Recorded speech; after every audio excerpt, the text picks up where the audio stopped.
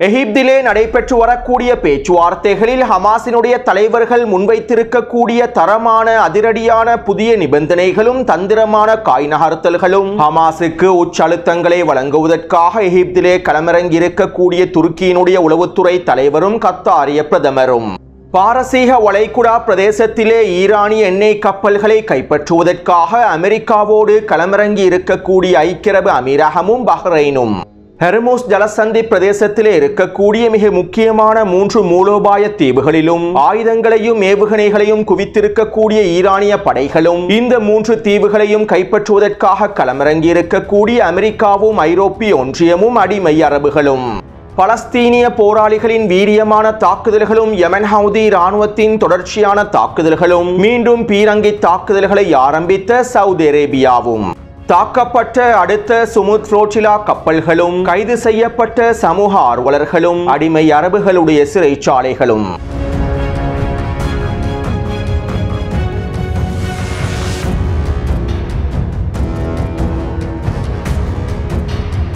காசாவின் முற்றுகையை உடைப்பதற்காக இன்னும் 9 கப்பல்களும் 150க்கும் அதிகமான சமூக செயற்பாட்டாளர்களும் களமிறங்கியிருந்தார்கள். இந்த கப்பல்களையும் முழுமையாக தடுத்து நிறுத்துவதற்கு தயாராக இருப்பதாக இஸ்ரேலிய ஆக்கிரமிப்பு ராணுவம் அறிவித்திருந்தது. இதற்கமைவாக நேற்றிரவு இந்த 9 கப்பல்களில் 2 கப்பல்களை இலக்கு வைத்து இஸ்ரேலிய ஆக்கிரமிப்பு ராணுவம் ட்ரோன் தாக்குதல்களை மேற்கொண்டிருந்தது. இதைத் தொடர்ந்து குறித்த பிரதேசத்திலே களமிறங்கிய இஸ்ரேலிய ஆக்கிரமிப்பின் கடற்படையினர் 9 கப்பல்களையும் முழுமையாக சுற்றி வளைத்து கைப்பற்றியுள்ளார்கள். இந்த 9 கப்பல்களையும் அஷோர் துறைமுகத்தை நோக்கி நகர்த்தியுள்ளார்கள். மேலும் இந்த 9 கப்பல்களிலும் இருக்கக்கூடிய 150க்கும் அதிகமான சமூக செயற்பாட்டாளர்கள் கைது செய்யப்பட்டுள்ளார்கள். அத்தோடு ஏற்கனவே கைது செய்யப்பட்டு தடுத்து வைக்கப்பட்டிருக்கக்கூடிய சுமுத் புளோட்டிலாவினுடைய சமூக செயற்பாட்டாளர்களில் 250க்கும் அதிகமானோரை இஸ்ரேலிய ஆக்கிரமிப்பு விடுதலை செய்து நாடு கடத்தியுள்ளது. இதிலே கிரேட்டா தன்பர்க்கும் விடுதலை செய்யப்பட்டுள்ளார். மேலும் விடுதலை செய்யப்பட்ட சமூக செயற்பாட்டாளர்கள் இஸ்ரேலிய ஆக்கிரமிப்பு சிறைச்சாலையில் அனுபவித்த கொடூரங்களையும் துஷ்பிரயோகங்களையும் இஸ்ரேலிய ஆக்கிரமிப்பு ராணுவம் நடந்து கொண்டிருக்கக்கூடிய முறைகளையும் ஊடகங்களுக்கு வெளிப்படையாக அறிவித்தார்கள். எங்களுக்கு அருகாமையில் இருக்கக்கூடிய சிறைச்சாலை அறைகளில் பலஸ்தீனிய கைதிகளுக்கு எவ்வளவு கொடூரமான தண்டனைகள் வழங்கப்பட்டு வருகின்றது என்பதனையும் ஃப்ரீடம் புளோட்டிலாவினுடைய சமூக செயற்பாட்டாளர்கள் ஊடகங்களிடம் தெரிவித்திருந்தார்கள். அத்தோடு பஹ்ரைன் நாட்டை சேர்ந்த முகமது அப்துல்லா என்கின்ற சமூக செயற்பாட்டாளர் கிரேட்டா தன்பர்கோடைய ஃப்ரீடம் புளோட்டிலாவில் கலந்து கொண்டிருந்தார். இவரும் இஸ்ரேலிய ஆக்கிரமிப்பு ராணுவத்தினால் கைது செய்யப்பட்டு தடுத்து வைக்கப்பட்டிருந்தார். மேலும் நேற்றைய தினம் இவரும் விடுதலை செய்யப்பட்டார். ஆனால் இவ்வாறு இஸ்ரேலிய ஆக்கிரமிப்பு ராணுவத்தினால் இவர் விடுதலை செய்யப்பட்டு பஹ்ரைனுக்குள்ளே களமிறங்கியதும் பஹ்ரைன் சர்வதேச விமான நிலையத்திலேயே இவர் கைது செய்யப்பட்டார். ஃப்ரீடம் புளோட்டிலா மனிதாபிமான நிறுவனத்தோடு இவர் களமிறங்கியிருப்பது யூதர்களுக்கு எதிரான செயற்பாடு என்றும் இது பஹ்ரைனி அரசாங்கத்தினுடைய நிலைப்பாடுகளுக்கு முரணான விடயம் என்றும் இவர் மீது குற்றச்சாட்டுகள் முன்வைக்கப்பட்டு இவர் கைது செய்யப்பட்டுள்ளார். காசாவின் முற்றுகையை உடைப்பதற்காகவும் பலஸ்தீனிய மக்களுக்கான உணவுப் பொருட்களை வழங்குவதற்காகவும் மனிதாபிமான நடவடிக்கையில் களமிறங்கியிருக்கக்கூடிய முகமது அப்துல்லா என்கின்ற சமூக செயற்பாட்டாளரை பஹ்ரைனின் அல் கலீஃபா அதிகாரிகள் கைது செய்து அவரை சிறையில் அடைத்துள்ளார்கள். பஹ்ரைன் நாடானது இஸ்ரேலிய ஆக்கிரமிப்புடன் ஆப்ரஹாம் உடன்படிக்கையில் முழுமையாக இணைந்து கொண்டுள்ளது.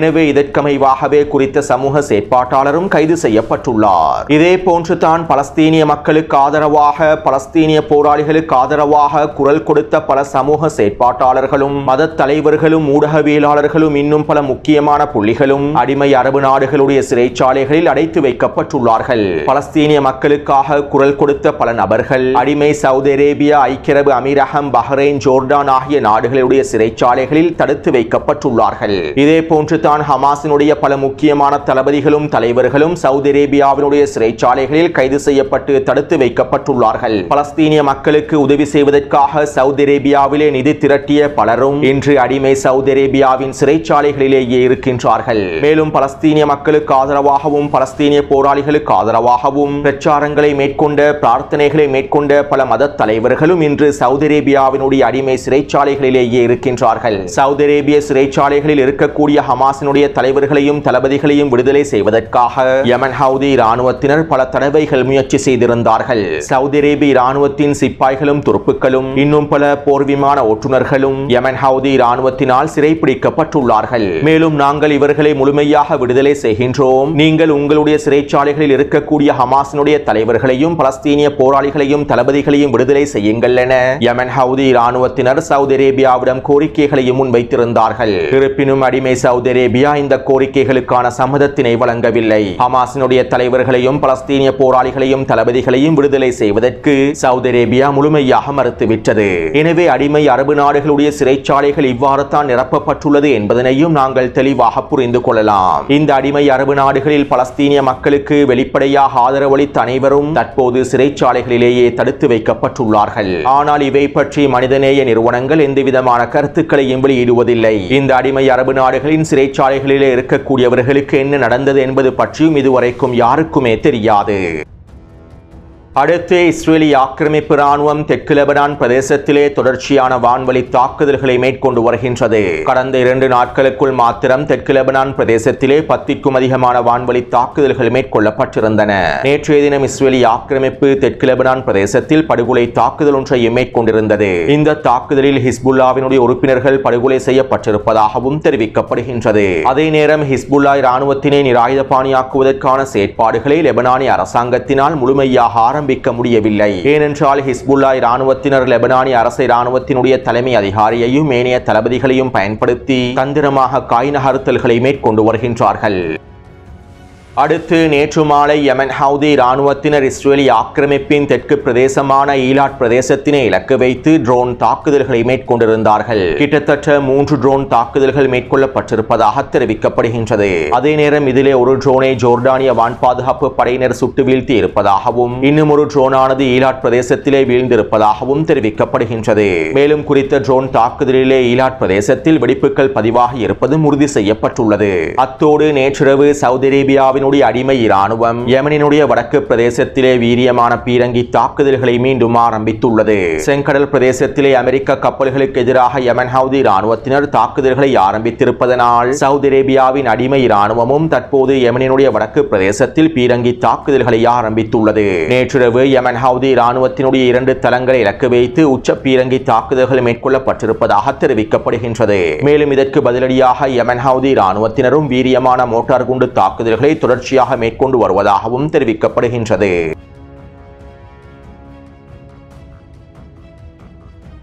பாரசீக வளைகுடா பிரதேசத்திலே இருக்கக்கூடிய மிக முக்கியமான 3 மூலோபாய தீவுகளும் ஈரானினுடைய கட்டுப்பாட்டிலேயே இருக்கின்றன. குறித்த வரைபடத்திலே காண்பிக்கப்பட்டிருக்கக்கூடிய அபு மூசா தீவும் கிரேட்டர் டன்பி மற்றும் லெஸ்ஸர் டன்பி தீவுகளும் ஈரானினுடைய முழுமையான கட்டுப்பாட்டிலேயே இருக்கின்றன. 1971ஆம் ஆண்டு குறித்த தீவுகளிலிருந்து பிரித்தானிய படைகள் முழுமையாக வெளியேறியதற்கு பின்பு இந்த 3 தீவுகளையும் ஈரான் தன்னுடைய கட்டுப்பாட்டுக்கு கீழால் கொண்டு வந்தது.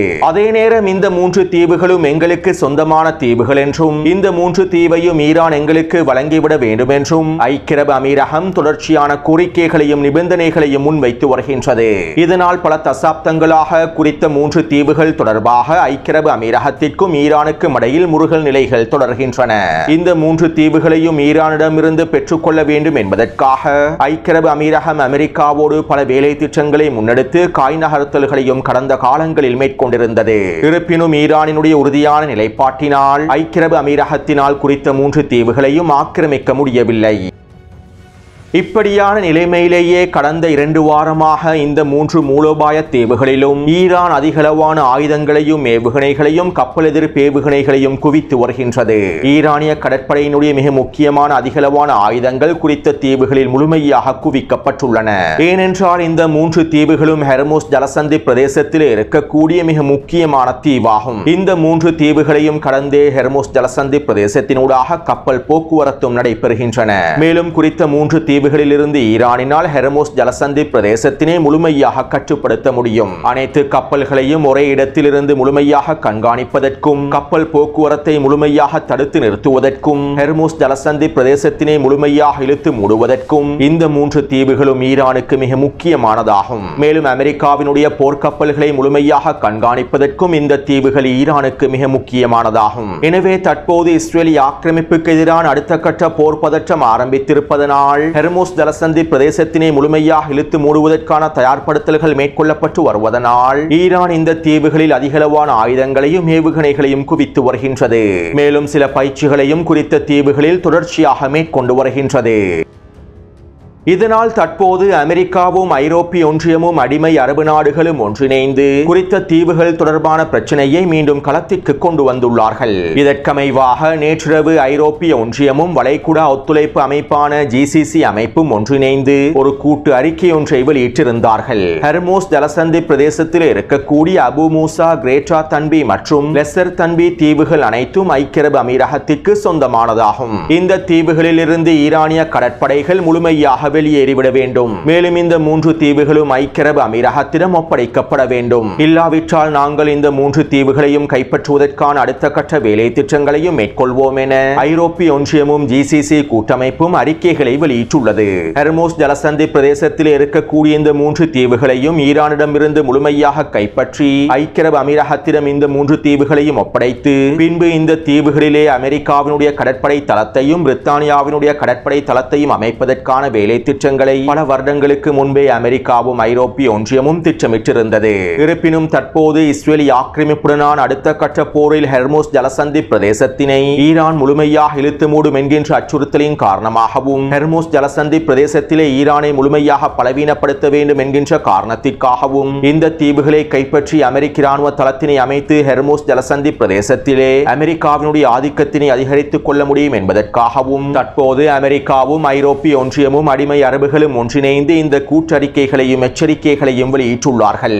ஈரானுக்கு எதிரான அடுத்த கட்ட போரிலே ஹெர்முஸ் ஜலசந்தி பிரதேசம் மிக முக்கியமான போர் முனையாக காணப்படும் என்பதனாலேயே தற்போது அமெரிக்காவும் ஐரோப்பிய ஒன்றியமும் அடிமை அரபுகளும் இந்த காய் நகர்த்தல்களையும் அவசரமாக மேற்கொண்டு வருகின்றன.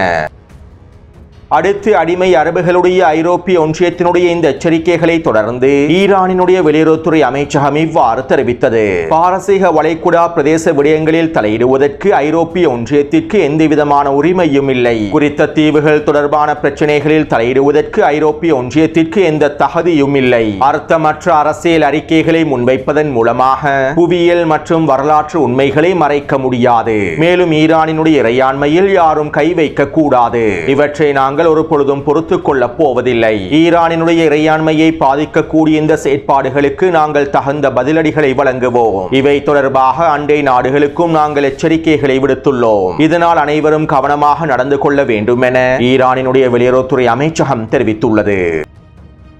இதைத் தொடர்ந்து டொனால்ட் ட்ரம்பினுடைய நிர்வாகம் ஈரானுக்கு எதிரான உச்சழுத்தங்களை வழங்கக்கூடிய வேலை திட்டத்தின் இன்னும் ஒரு கட்டமாக ஈரானினுடைய எண்ணெய் ஏற்றுமதிகளை முழுமையாக தடுத்து நிறுத்துவதற்கும் ஈரானிய எண்ணெய் ஏற்றுமதிகளை முழுமையாக முடக்குவதற்கும் பாரசீக வளைகுடா பிரதேசத்திலும் ஹெர்முஸ் ஜலசந்தி பிரதேசத்திலும் ஓமான் கடற்பிரதேசத்திலும் ஈரானிய எண்ணெய் சரக்கு கப்பல்களை முழுமையாக கைப்பற்றுவதற்கான திட்டங்களை வகுத்துள்ளது. இதற்கமைவாக டொனால்ட் ட்ரம்பினுடைய நிர்வாகம் ஐக்கிய அரபு அமீரகத்தோடும் பஹ்ரைனோடும் கலந்துரையாடல்களையும் கொண்டுள்ளது. மேலும் இந்த கலந்துரையாடல்களுக்கு அமைவாக பாரசீக வளைகுடா பிரதேசத்திலே ஈரானினுடைய எண்ணெய் கப்பல்களை முழுமையாக கைப்பற்றுவதற்கும் ஈரானிய எண்ணெய் வர்த்தகத்தினை முழுமையாக முடக்குவதற்கும் முடிவுகள் எடுக்கப்பட்டிருப்பதாக அமெரிக்க ஊடகங்களே தெரிவித்துள்ளன. அதாவது பஹ்ரைனிலே இருக்கக்கூடிய அமெரிக்காவின் மிகப்பெரிய கடற்படை தளத்தை பயன்படுத்தி அமெரிக்க போர்க்கப்பல்களை பயன்படுத்தி பஹ்ரைனினுடைய கடற்படைகளையும் ஐக்கிய அரபு அமீரகத்தினுடைய கடற்படைகளையும் பயன்படுத்தி பாரசீக வளைகுடா பிரதேசத்திலும் ஹெர்முஸ் ஜலசந்தி பிரதேசத்திலும் ஓமான் கடல் பிரதேசத்திலும் ஈரானிய எண்ணெய் கப்பல்களை முழுமையாக கைப்பற்றுவதற்கான வேலை திட்டங்களை ஆரம்பிக்கப் போகின்றார்கள். இதைத் தொடர்ந்து ஈரானிய IRGC கடற்படை தளபதி இவ்வாறு தெரிவித்துள்ளார். பாரசீக வளைகுடா பிரதேசத்திலே அமெரிக்கா மேற்கொள்ளக்கூடிய எந்த ஒரு செயற்பாடுகளுக்கும் நாங்கள் உச்ச பதிலடிகளை வழங்குவோம். ஈரானினுடைய வணிக மற்றும் ஏனைய சரக்கு கப்பல்கள் இலக்கு வைக்கப்பட்டால் ஈரானிய கடற்படையானது உடனடியான பதிலடிகளை வழங்கும். எங்களுடைய கப்பல் எதிர்ப்பு ஏவுகணைகளும் ஆயுதங்களும் தயாராகவே இருக்கின்றன. ஹெர்முஸ் ஜலசந்தி பிரதேசத்தையும் நாங்கள் உச்ச எச்சரிக்கையிலேயே வைத்துள்ளோம். அதே போன்று ஈரானிய எண்ணெய் கப்பல்களையும் சரக்கு கப்பல்களையும் கைப்பற்றுவதற்கு அமெரிக்காவுக்கு உதவி செய்யக்கூடிய அண்டை நாடுகளையும் நாங்கள் எச்சரிக்கின்றோம். நீங்கள் அமெரிக்காவுக்கு உதவிகளை மேற்கொண்டால் நாங்கள் உங்களையும் இலக்கு வைப்போம். மேலும் நாங்கள் அனைத்திற்கும் தயாராகவே இருக்கின்றோம் என அடிமை அரபுகளுக்கும் அமெரிக்காவுக்கும் ஐரோப்பிய ஒன்றியத்திற்கும் ஈரானிய கடற்படை தளபதி மிரட்டலான எச்சரிக்கைகளை வழங்கியுள்ளார். எனவே இந்த தகவல்களிலிருந்து ஒரு விடயத்தினை தெளிவாக புரிந்து கொள்ளலாம். அடுத்த கட்ட போர் முனையாக ஹெர்மோஸ் ஜலசந்தி பிரதேசம் மாறப்போகின்றது. அதே நேரம் இவர்களுடைய சூழ்ச்சி திட்டங்களை முறியடிப்பதற்காகவும் உச்ச பதிலடிகளை வழங்குவதற்காகவும் ஈரானும் உச்சக்கட்ட தயார்படுத்தல்களை மேற்கொண்டு வருகின்றது.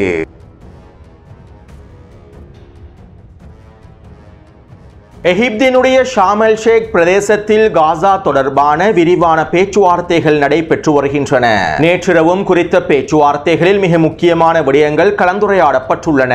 மேலும் குறித்த பேச்சுவார்த்தைகளுக்கு பின்பு ஹமாஸினுடைய செயல்பாட்டு தலைவர் கலீல் ஹையா அவர்கள் இவ்வாறு தெரிவித்துள்ளார். காசாவின் 2 வருட கொடூர போரை முடிவுக்கு கொண்டு வரும் நோக்கத்தோடு நாங்கள் நெகிழ்வு தன்மையுடன் இந்த பேச்சுவார்த்தைகளை மேற்கொண்டு வருகின்றோம். இதனால் காசாவை விற்று ஆக்கிரமிப்பு ராணுவம் முழுமையாக வெளியேற வேண்டும். கைதிகளுடைய பரிமாற்றத்திற்கு பின்பு ஆக்கிரமிப்பு ராணுவத்தினால் மீண்டும் காசாவுக்கு திரும்ப முடியாது. மேலும் பணைய கைதிகளுடைய பரிமாற்றத்திற்கு பின்பு மீண்டும் போரை ஆரம்பிக்கவும் கூடாது. இதற்கான சர்வதேச உத்தரவாதம் எங்களுக்கு வழங்கப்பட வேண்டும். இஸ்ரேலி ஆக்கிரமிப்பின் உத்தரவாதத்தை நாங்கள் ஒரு பொழுதும் நம்ப போவதில்லை. மேலும் டொனால்ட் ட்ரம்பினுடைய உத்தரவாதம் மாத்திரம் எங்களுக்கு போதாது. சர்வதேச ரீதியில் சர்வதேச சட்டங்களுக்கு அமைவாக இந்த உத்தரவாதங்கள் எங்களுக்கு முழுமையாக வழங்கப்பட வேண்டும். இந்த உத்தரவாதங்கள் சரியான முறையில் வழங்கப்படாமல் இந்த உத்தரவாதங்களை முழுமையாக பெற்றுக் கொள்ளாமல் இந்த பேச்சுவார்த்தைகளில் முன்னேற்றத்தை ஒரு பொழுதும் பெற்றுக் கொள்ளவே முடியாது. அதே போன்று காசாவின் களத்திலே ஹமாஸ் தொடர்ச்சியாக நிலைத்திருக்கும். நாங்கள் ஒரு பொழுதும் எங்களுடைய ஆயுதங்களை கீழே வைக்கப் போவதில்லை. மேலும் இவை தொடர்பாக சரியான முடிவுகள் எடுக்கப்படுமாக இருந்தால் இந்த ஒப்பந்தத்தினை விரைவாக எட்ட முடியும் என கலீல் ஹையா அவர்கள் தெரிவித்துள்ளார். அத்தோடு நேற்றைய பேச்சுவார்த்தை தொடர்பாக சில முக்கியமான தகவல்கள் எகிப்திய ஊடகங்களினால் வெளியிடப்பட்டுள்ளன.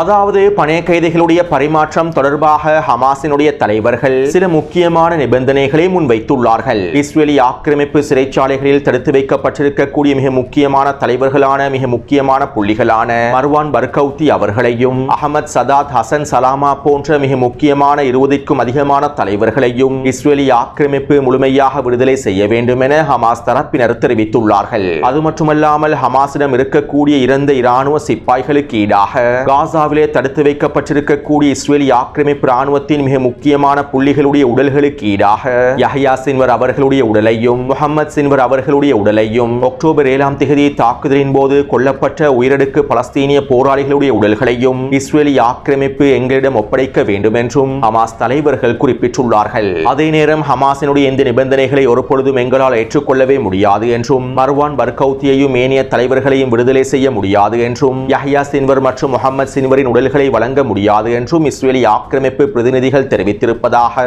எகிப்திய ஊடகங்கள் குறிப்பிட்டுள்ளன.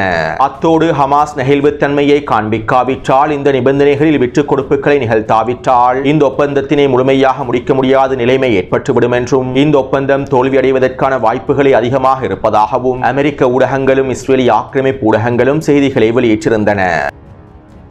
இப்படியான நிலைமையில் ஹமாஸினுடைய தலைவர்களுக்கு உச்ச அழுத்தத்தினை வழங்குவதற்காக துருக்கிய புலனாய்வு துறையினுடைய தலைமை அதிகாரியும் கத்தாரிய பிரதமரும் இன்றைய தினம் எகிப்தினுடைய ஷார்ம் எல் ஷேக் பிரதேசத்தில் களமிறங்கியுள்ளார்கள். இருப்பினும் ஹமாஸினுடைய தலைவர்கள் நிபந்தனைகளில் உறுதியாகவே இருக்கின்றார்கள். மேலும் எந்தவிதமான உத்தரவாதமும் இல்லாமல் நிபந்தனைகளுக்கு அமைவாக ஒப்பந்தங்கள் மேற்கொள்ளப்படாமல் அனைத்து பணைய கைதிகளையும் ஹமாஸ் தரப்பினர் முழுமையாக விடுவிக்கப் போவதில்லை. எனவே தற்போது வரை கிடைக்கப்பெற்றிருக்கக்கூடிய தகவல்களை அடிப்படையாக கொண்டு நோக்கும் போது இந்த பேச்சுவார்த்தைகள் தோல்வியடைவதற்கான வாய்ப்புகளே காணப்படுகின்றன. ஹமாஸினுடைய உறுதியான நிலைப்பாட்டால் டொனால்ட் ட்ரம்பினதும் நெட்டன்யாஹுவினதும் சூழ்ச்சி திட்டங்கள் தோல்வியடைவதற்கான வாய்ப்புகளே அதிகமாக காணப்படுகின்றன.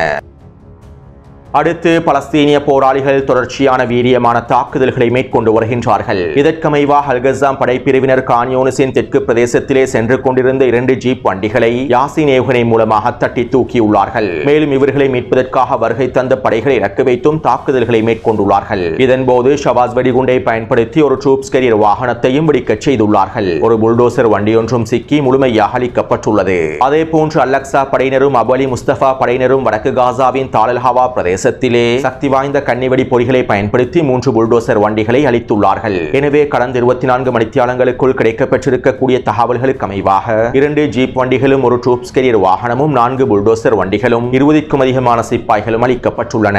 அத்தோடு இந்த காணொளி தொடர்பான கருத்துக்களை பதிவிடுங்கள். தொடர்ந்தும் என்னுடன் இணைந்திருங்கள். நன்றி, வணக்கம்.